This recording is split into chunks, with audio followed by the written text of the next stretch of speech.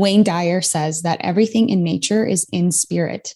It isn't spoiled by ego, nor can it ever be. End quote. By aligning with and listening to nature, it's one of the most accessible ways to get out of ego and into spirit. Armed with this new perspective,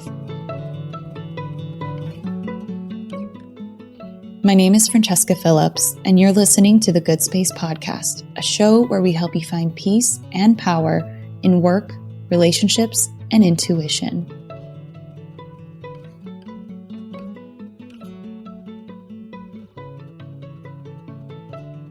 Welcome to the first episode of a two-part series based on Wayne Dyer's 4 messages of alignment from his book, Inspiration, Your Ultimate Calling. I picked up this book recently and felt exactly that. Very inspired. There's so many notes and action items that I took from it, but I thought it would be super useful to share the 4 ways that spirit beckons us to align with it again.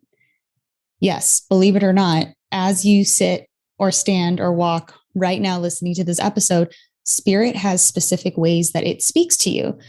And whether you know what those specifically are or you don't, you want a refresher, this is going to be a great little series for you. So today I'm covering 2 of the 4, and then next episode, the remaining 2. As simple as some of this will sound, this knowledge packs a lot of spiritual punch in the day-to-day life. When we take time to learn the way spirit speaks to us, it's much easier to notice, align, and feel peace. I hope this illuminates how you're already receiving guidance and communication in your life. Not every method of alignment applies to everyone, but the ones that do can be reaffirming and validating. So let's see which ones you align with. So the first alignment is alignment of feelings. Spirit speaks to us through feelings. If something feels good, then it's from spirit. If it doesn't, that's ego. When I pray to know my mission in a moment, the spirit whispers writing in my heart, and I feel this clear, warm, expansive feeling. Writing makes me feel good, and that's how I know I'm aligned with spirit. There are also other times where I feel irritated and quick-tempered, things like getting into the minutia of setting up a new platform or being woken up by a loud neighbor. Those moments definitely do not make me feel good. That means I'm an ego, though, and not spirit. The key becomes redirecting attention to the intention of feeling good. I'm going to say that again. The key becomes redirecting attention to the intention of feeling good, because when we do, we're in spirit. And I'm not saying that we can't feel emotions like irritation or anger, or that you're a failure for doing so. Lower energy emotions are part of the human experience and purpose of our soul's evolution. We must feel all emotions to experience life, right? It's how we respond and process them that makes a huge difference. And I may not be able to change how complicated a platform is or the behavior of those around me, but what I can do is set the intention to feel good. That may mean giving attention to the anger and irritation, so that way I can process and release it, but giving it a time limit so it doesn't consume me. So maybe I clench my fists, punch a pillow, or scrunch my face to feel their fullest expression. But after 15 minutes, I focus again on feeling good. How do we do that? Here's something you can ask yourself before doing anything. Does this or will this make me feel good? And make it so the answer becomes true. That may mean needing to step away and take a walk, a swim, or journal. The other day, I felt pretty down and could feel my emotions like bubbling beneath the surface as I worked from home. And then the minute I asked myself, how can I feel good? I felt inspired to take a walk in the neighborhood to reset with nature. Thank goodness I listened to it, right? Because typically before I would hear these little promptings, but then I wouldn't actually listen to them. I would just keep working and stew in the emotion. But because I knew, okay, feeling good matters and feeling good puts me in spirit, I was more likely to listen to that inspiration, take a walk. So as soon as the air touched my face, it was like a cool spring day. I felt a huge weight lift, as if a literal spring cleaning happened in my mind and my perspective was completely realigned. It's so funny how the ego thinks that staying put is the best option, even when it's angry and irritable. And then when you actually do the thing, you feel better, but it's in that moment, you don't want to do anything, right? Or at least I didn't want to do anything. So asking ourselves this question regularly throughout the day will be the key to staying in alignment and manifesting what you desire. So again, that question is, does this or will this make me feel good?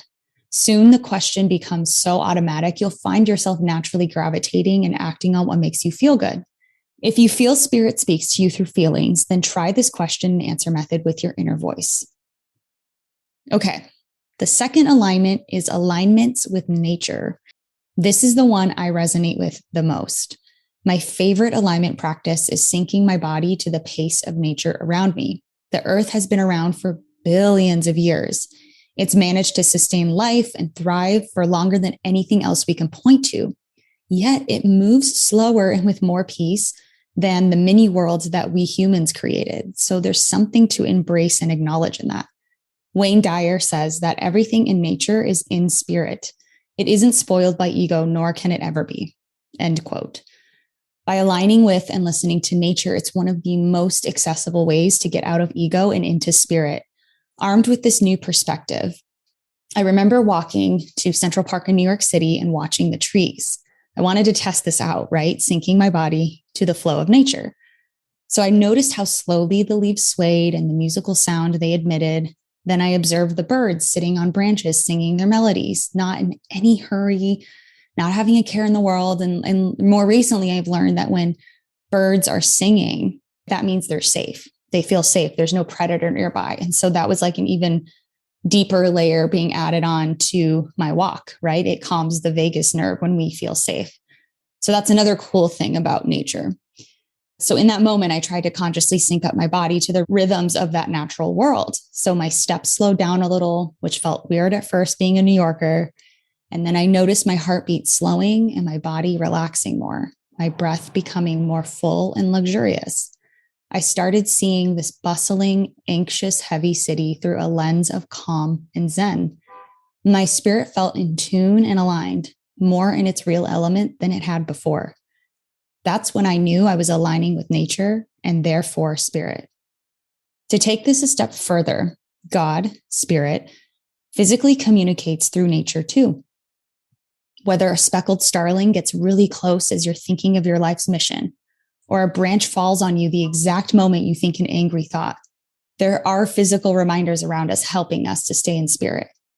Start paying attention to the thoughts you're thinking the moment these connections happen.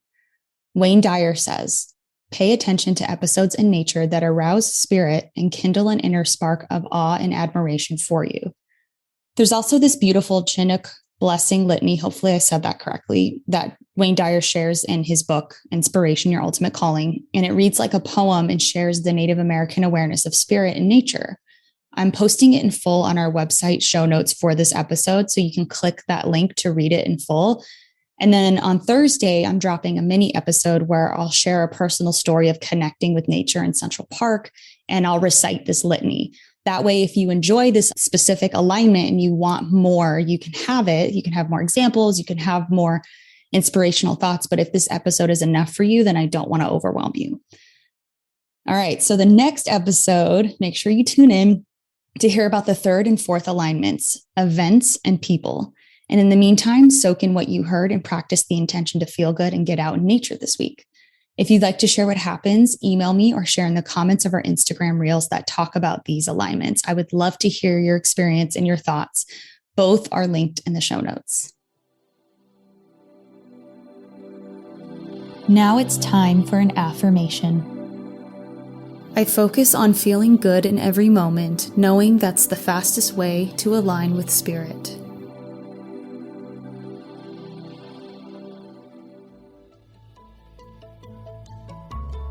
If you found today's tips inspiring or thought-provoking, share it right now on social media and make sure to tag me at Francesca A. Phillips or at Find Your Good Space, and also weigh in the comment section at findyourgoodspace.com. You can find links in the show notes.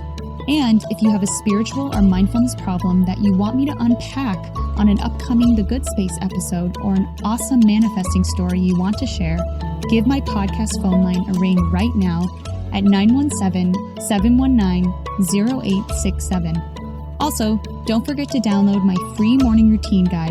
It's what helped me reduce my anxiety, increase productivity, and so much more. The link to everything I mentioned is in the show notes. See you soon.